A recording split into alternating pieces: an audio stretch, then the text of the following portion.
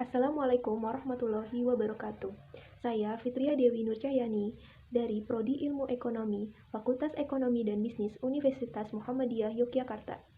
Dengan nomor induk mahasiswa 201804300074 dari kelas Kebang Sentralan. Pada kali ini saya akan membahas mengenai Bank Indonesia. Profil Bank Indonesia. Dalam profil Bank Indonesia ini menjelaskan status dan kedudukan Bank Indonesia. Bank Indonesia memiliki status dan kedudukan yang pertama sebagai lembaga negara yang independen. Dalam menjalankan tugas dan wewenang Bank Indonesia dimulai ketika sebuah undang-undang baru yaitu Undang-Undang Nomor 23 Tahun 1999 tentang Bank Indonesia. Kemudian undang-undang tersebut diubah dengan Undang-Undang Republik Indonesia Nomor 6 Tahun 2009.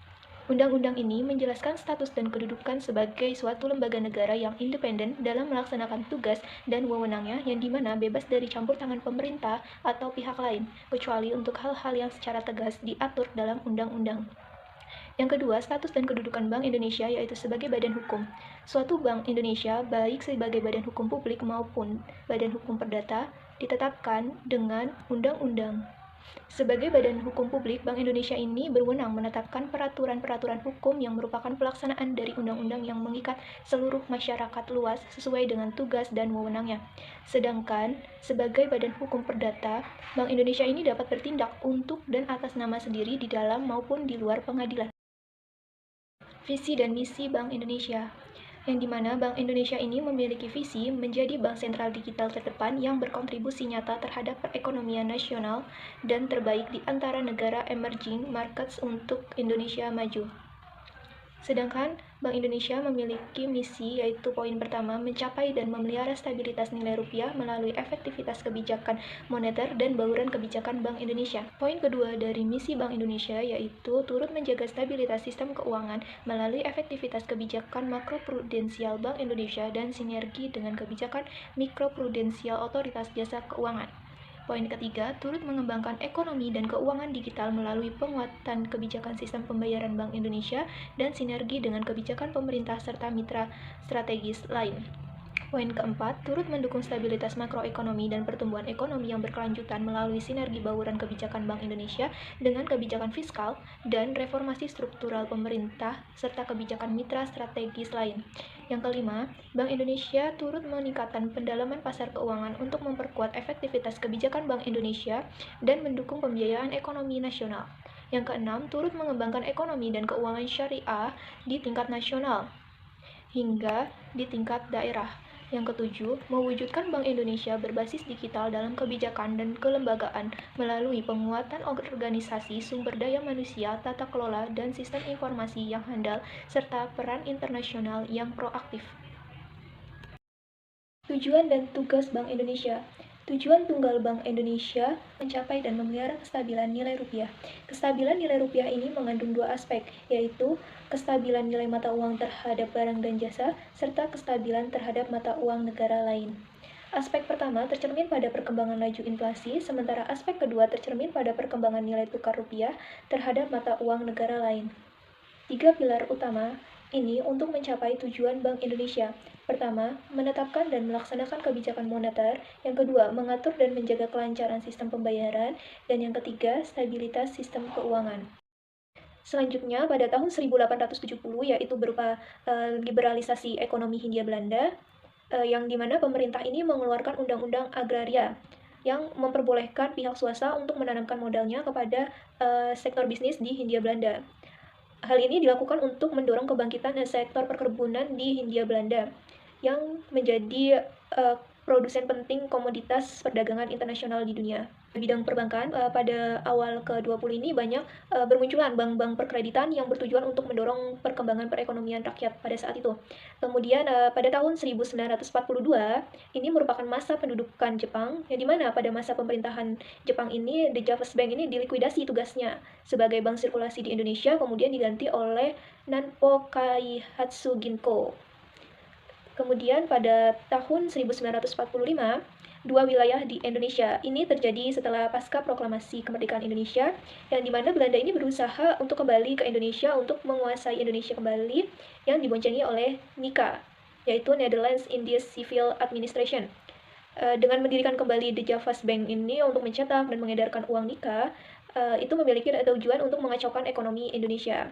Kemudian, pada masa ini, BNI ini menerbitkan uang dengan nama Uang Republik Indonesia. Keberadaan BNI yang berupa milik Republik Indonesia dan The Javas Bank ini milik Nika membuat terjadinya dualisme bank sirkulasi di Indonesia dan mengakibatkan munculnya peperangan mata uang. Selanjutnya pada tahun 1949 yaitu berupa Republik Indonesia Serikat, yang dimana pada tahun 1949 ini terjadinya Konferensi Meja Bundar atau KMB. Ini menetapkan di Javas Bank ini sebagai bank sirkulasi Republik Indonesia Serikat. Tetapi setelah Republik Indonesia memutuskan untuk keluar dari Republik Indonesia Serikat, pada masa peralihan itu di Javas Bank itu tetap menjadi bank sirkulasi dengan kepemilikan saham oleh Belanda. Selanjutnya pada tahun 1953 yaitu berdirinya Bank Indonesia. Pada tahun 1951 itu adanya desakan kuat untuk mendirikan bank sentral sebagai wujud kedaulatan ekonomi Republik Indonesia. Maka dari itu pemerintah Indonesia pada waktu itu memutuskan untuk membentuk panitia nasionalisasi di Javas Bank. Proses nasionalisasi ini dilakukan melalui pembelian saham di Javas Bank oleh pemerintah Republik Indonesia pada saat itu. Kemudian pada tahun 1968 Bank Indonesia ini sebagai agen pembangunan dan pemegang kas negara. Pemerintah Republik Indonesia pada saat itu mengeluarkan Undang-Undang Nomor 13 Tahun 1968 tentang Bank Indonesia. Undang-undang ini mengembalikan tugas Bank Indonesia sebagai Bank Sentral Republik Indonesia dan menghentikan status Bank Indonesia sebagai BNI Unit 1. Pada saat itu, BNI tidak lagi memiliki fungsi menyalurkan kredit komersial, namun memiliki peran sebagai agen pembangunan dan pemegang kas negara. Transformasi Bank Indonesia yang dimana terdapat 7 insight kepemimpinan dalam melaksanakan transformasi Bank Indonesia, yaitu pada poin pertama, cinta Bank Indonesia. Untuk mencintai lembaga dengan sepenuh hati, di mana kecintaan akan membuat kita memberi yang terbaik bagi institusi yang tercermin dari kinerja yang baik.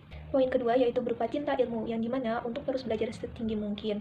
Tidak hanya ilmu yang diperlukan untuk melaksanakan pekerjaan, tetapi ilmu yang diperlukan untuk menduduki jabatan yang lebih tinggi. Yang ketiga yaitu berupa berpikir strategis, yang dimana mengasah kemampuan berpikir strategis ini merupakan tidak hanya latar belakang why dan bagaimana melaksanakannya, namun sisi konsepsi harus diperlukan. Untuk itu dalam pekerjaan apapun perlu adanya framework yang terbaik agar pekerjaan ini dapat berjalan dengan efektif. Yang keempat yaitu memimpin perubahan agar setiap hari dapat menjadi lebih baik dari hari sebelumnya. Yang kelima yaitu ada gaining commitment, yang dimana kemampuan memobilisasi dan mendapatkan komitmen orang lain, khususnya dalam tim yang dipimpin. Caranya yaitu dengan memotivasi, menjelaskan mengenai visi, strategi, maupun program yang dimiliki, dan mengajak untuk melaksanakannya. Yang keenam yaitu cinta Tuhan, yang dimana dengan mendekatkan diri kepada Tuhan Yang Maha Esa dengan cara beribadah dan bermeditasi sesuai agama dan kepercayaan yang dianut. Dengan adanya cinta Tuhan ini membuat kedekatan kepada Tuhan dapat diimplementasikan dalam melaksanakan pekerjaan. Yang ketujuh yaitu cinta keluarga, di mana dengan menjaga harmonisasi keluarga membuat pekerjaan di kantor dapat dilaksanakan dengan baik tanpa adanya beban. Pencapaian program IMF WB Annual Meeting 2018 ini memiliki tujuan utama, yaitu untuk menunjukkan kepada dunia bahwa Indonesia dan Asia sebagai ekonomi yang reformed, resilient, dan progresif. Yang kedua yaitu ada program sistem informasi monitoring devisa terintegrasi seketika atau yang biasa disingkat dengan SIMODIS. Ini menjadi salah satu langkah penguat dalam kebijakan devisa hasil ekspor yang dapat mengintegrasikan informasi ekspor dan impor dan menginergikan kebijakan pemerintah dan Bank Indonesia terkait ekspor dan impor secara seketika. Selanjutnya itu ada program penguatan operasi moneter syariah melalui penerbitan sukuk BI, yang dimana dengan adanya perluasan underlying aset penerbitan sukuk Bank Indonesia ini dapat menggunakan sukuk global yang dimiliki oleh Bank Indonesia sebagai underlying aset sukuk Bank Indonesia. Selain itu juga terdapat penyempurnaan terhadap akad fasilitas simpanan Bank Indonesia Syariah, yang dimana yang awalnya tadinya menggunakan akad wadiah menjadi menggunakan akad jualah. Selanjutnya itu ada domestic non-deliverable forward, yang dimana Bank Indonesia ini menerbitkan mengenai transaksi DNDF dalam rangka mendukung upaya peningkatan stabilitas nilai tukar rupiah, mempercepat pendalaman pasar valuta asing domestik, dan memitigasi risiko nilai tukar rupiah. Penerbitan ini ditujukan untuk memberikan alternatif bagi pelaku ekonomi dalam melakukan lindung nilai di pasar valuta asing domestik. Hal ini dimaksudkan untuk meningkatkan keyakinan bagi eksportir, importir, serta investor dalam melakukan kegiatan ekonomi dan investasi melalui kemudahan transaksi lindung nilai terhadap risiko nilai tukar rupiah. Selanjutnya ada peraturan rasio loan to value untuk kredit properti, rasio financing to value. Dalam rangka mendorong berjalannya fungsi intermediasi perbankan yang seimbang dan berkualitas, dalam mendukung pertumbuhan ekonomi nasional dengan tetap menjaga stabilitas sistem keuangan, Bank Indonesia ini memutuskan untuk menerapkan kebijakan makroprudensial yang lebih akomodatif di sektor properti, dengan melalui penyesuaian rasio loan to value untuk kredit properti serta rasio financing to value untuk pembiayaan properti. Yang kedua yaitu penyesuaian jumlah maksimum fasilitas KP atau PP untuk pemilik properti yang belum tersedia secara utuh. Yang ketiga yaitu penyesuaian pengaturan terhadap dan besaran pencairan KP atau PP untuk pemilik properti secara utuh. Terus ada program selanjutnya yaitu Counter Cyclical Capital Buffer, yang dimana ini merupakan tambahan modal yang berfungsi sebagai penyangga untuk mengantisipasi kerugian apabila pertumbuhan kredit atau pembiayaan perbankan yang berlebih sehingga berpotensi mengganggu stabilitas sistem keuangan. Sekian presentasi saya pada kesempatan kali ini. Akhir kata saya ucapkan terima kasih dan wassalamualaikum warahmatullahi wabarakatuh.